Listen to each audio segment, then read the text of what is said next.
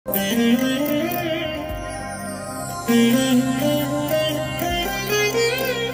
దినం పరము నుండి దిగివచ్చు మాట.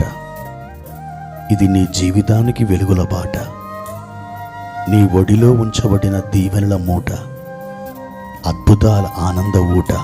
ఏప్రిల్ 11 సంవత్సరమంతా మీరు బైబిల్ చదివి ముగించడానికి ఈరోజు మీరు చదవవలసిన లేఖన భాగం ఉదయము 1 సమూయేలు 17 మరియు 18 అధ్యాయములు, సాయంత్రం లూకా సువార్త 11వ అధ్యాయము 1 నుండి 28వ వచనం వరకు. ప్రియమైన దేవుని బిడ్డలారా, ఈ ఉదయకాల సమయంలో ప్రభు కృప మీకు తోడై ఉండునుగాక. ఎలా ఉన్నారు? బాగున్నారు కాదు? ఈ ధ్యానం ద్వారా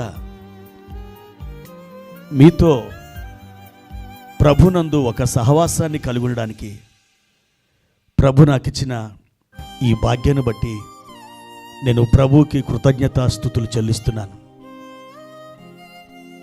నా ప్రియమైన దేవుని బిడ్డలారా, దినదినం మీరు ఆత్మలో ఎదుగుతూ ఉండాలి.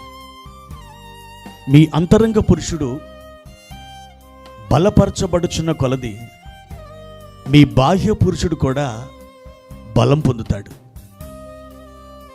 బైబిల్ గ్రంథం చెప్తుంది, అపోస్తుడైన పౌలు అన్నారు, మా ఆంతర్య పురుషుడు దినదినము నూతన పరచబడుచున్నాడు, బలము పొందుచున్నాడు. అదే బలం పౌలు గారి జీవితంలో తన అంతిమ గడియ వరకు కూడా ఎన్నడూ తగ్గిపోలేదు. ఆ బలాన్ని అలా పొందాడు, ఆ బలాన్ని కాపాడుకున్నాడు. ఈరోజు మీరు కూడా ఆ నూతన బలంతో నింపబడాలని ప్రభునామంలో నేను దేవునికి ప్రార్థిస్తున్నాను. ఈ దినం ప్రభు మనకి ఏర్పాటు చేసిన వాక్య భాగాన్ని చదువుకుందాం. యెహోషువ గ్రంథం 5వ అధ్యాయము 9వ వచనం. అప్పుడు యెహోవా, నేడు నేను ఐగుప్తు అవమానం మీ మీద నుండకుండా దొరలించి వేసి ఉన్నానని యెహోషువతో ననెను. అందుచేత నేటి వరకు ఆ చోటికి గిల్గాల్ అని పేరు. ప్రియమైన దేవుని బిడ్డలారా, ఇశ్రాయేలు ప్రజలు ఐగుప్తు నుండి బయలుదేరి అనేక అనుభవాల గుండా వారు దేవుని చేత నడిపించబడి ఫరోని జయించారు, ఎర్ర సముద్రాన్ని జయించారు. ఆ తర్వాత యోర్దాను కూడా వాళ్ళు దాటారు. ఆ విధంగా వారు దేవుడు వారికి నిర్ణయించిన పాలు తేనెలు ప్రవహించే కనాను దేశానికి వారు సాగి వెళుతున్నారు.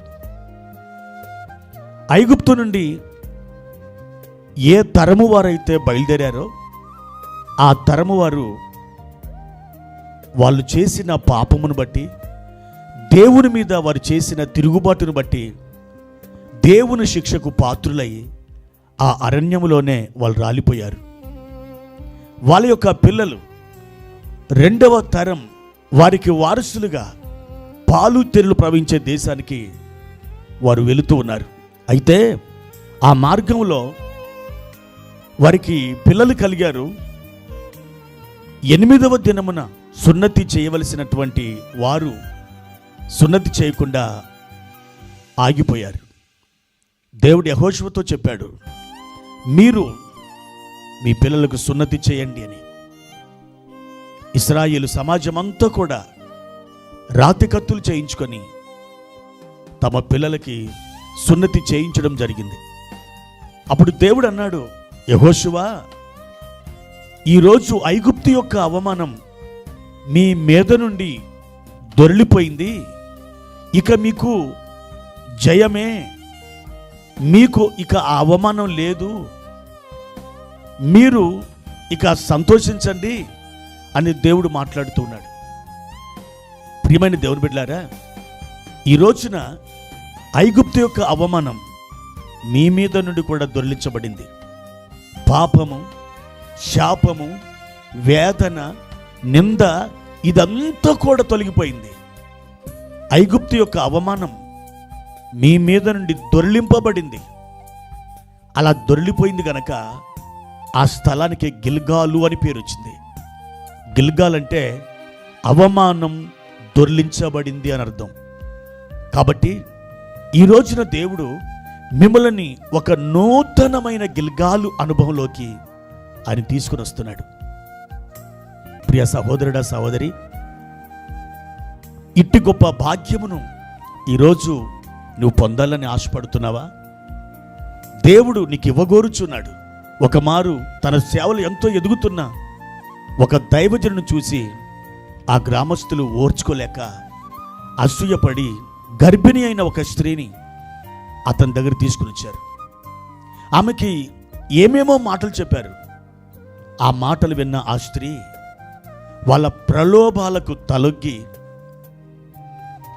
ఈ పాస్టర్ గారి ద్వారానే నేను గర్భవతినయ్యాను అని అందరి ముందు అబద్ధమాడింది. ఆ పాస్టర్ గారిని బలవంతం చేసి, ప్రియమైన దేవుని బిడ్డలారా, పుట్టబోయే బిడ్డకు నువ్వే తండ్రివని చెప్పి ఆ బిడ్డ జన్మించినప్పుడు ఆ బిడ్డని ఈ పాస్టర్ గారి చేతులు పెట్టారు. లేకపోతే మేము చంపేస్తామన్నారు.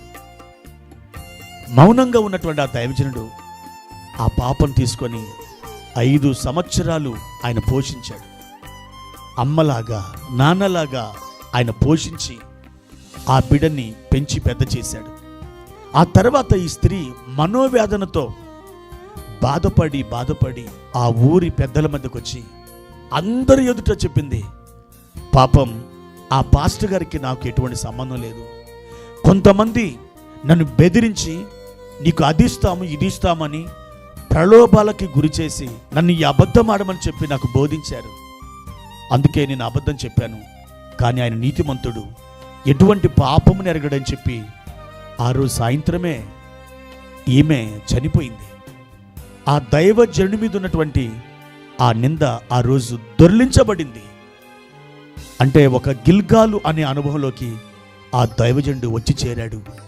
ఈ రోజున మీరు కూడా ఏ నింద, ఏ అవమానం గుండా వెళ్తున్నారో, అయితే దేవుడు ఈరోజు ఒక గిల్గాలులోనికి మిమ్మల్ని పిలుస్తున్నాడు. 2 చేతులు చాపి పిలుస్తున్నాడు. నా ప్రియ బిడ్డ, రమ్ము, ఈ గిల్గాలులో నీ అవమానాన్ని, నీ నిందని దొర్లించబోతున్నాను. ఆయన దగ్గరికి వస్తావా? ఆయన సన్నిధిలో ప్రార్థిస్తావా? కృప వెంబడి కృప పొందుతావు. దేవుడు నిన్ను దీవించునుగాక. ప్రార్థన. పరిశుద్ధుడైన తండ్రి, మీ ఘనమైన నామానికి వందనాలు. మా మీద ఉన్నటువంటి అవమానం, నింద, నిరాశ, పాపపు బానిసత్వం, దీనంతటిని మీరు దొర్లించి వేయబోతున్నారు. అట్టి మీ యొద్దకు మేము వచ్చి మీ సన్నిధిలో ప్రభా మీ తట్టు చూడ్డానికి మీరు కృపనిచ్చినందుకై వందనాలు. మా ప్రియులను జ్ఞాపకం చేసుకొని వారి అవమానాలను దొర్లించి వేసి తండ్రి, వారికి గిల్గాలు అనే అనుభవాన్ని అనుగ్రహించుమని యేసు నామములో అడిగి వేడుకుంటున్నాము తండ్రి. ఆమేన్.